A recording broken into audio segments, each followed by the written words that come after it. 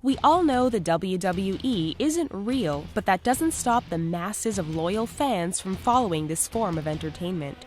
Yet despite being scripted, it's seen its fair share of very real injuries suffered in the ring.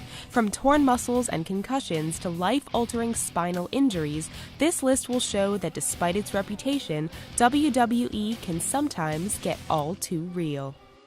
Triple H. During a 2001 Raw Tag Team matchup, wrestler Paul Levesque, aka Triple H, suffered an injury that would have left most of us crying on the ground. To the audience, the whole injury just looked like part of the routine, but it wasn't. Camera showed Triple H run into the ring and strike his opponent before falling awkwardly to the ground. The fall wasn't scripted because the wrestler had actually just torn his left quadriceps muscle. He struggled through the rest of the bout and ended up sidelined for 8 months as a result. John Cena. How painful and debilitating is a torn pectoral muscle? Just ask John Cena. The wrestler squared off against Mr. Kennedy in a 2007 episode of Raw. Early in the match, during what should have been a routine hip toss, Cena tore his right pectoral right from the bone. Obviously protecting his arm, Cena powered through the rest of the match. Predicted to be out of action for up to a year, he was amazingly back in the ring in just a few months. Kurt Angle. Perhaps one of the most anticipated matches of the 2000 SummerSlam was the final triple threat matchup with The Rock, Triple H, and Kurt Angle. Audiences watched as Triple H hauled Angle up on a ringside table to perform a signature finishing move.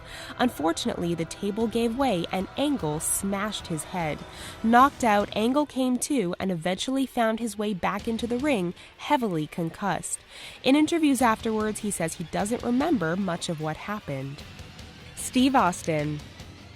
At SummerSlam 97, Steve Austin faced off against Owen Hart for the Intercontinental Championship. At one point in the match, Hart delivered a crushing pile driver to Austin.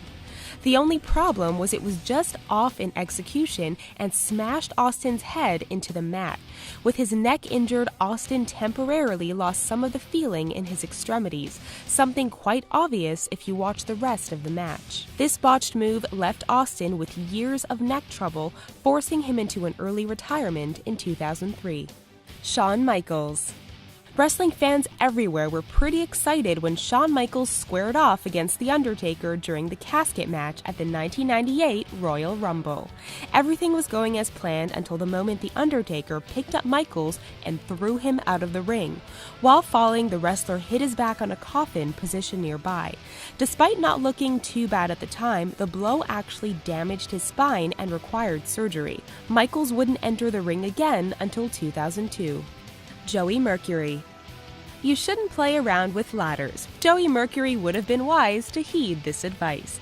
During a 4-man match at Armageddon in 2006, one particular maneuver caused a ladder to bounce up and strike him clean in the face, breaking his nose and orbital bone. Badly cut with blood pouring out everywhere, Mercury slid from the ring in need of help.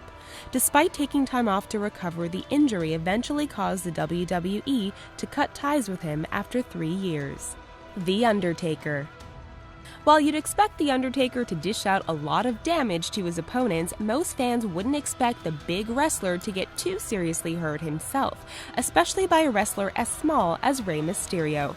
During a 2010 episode of SmackDown, Mysterio delivered a common move called the seated senton.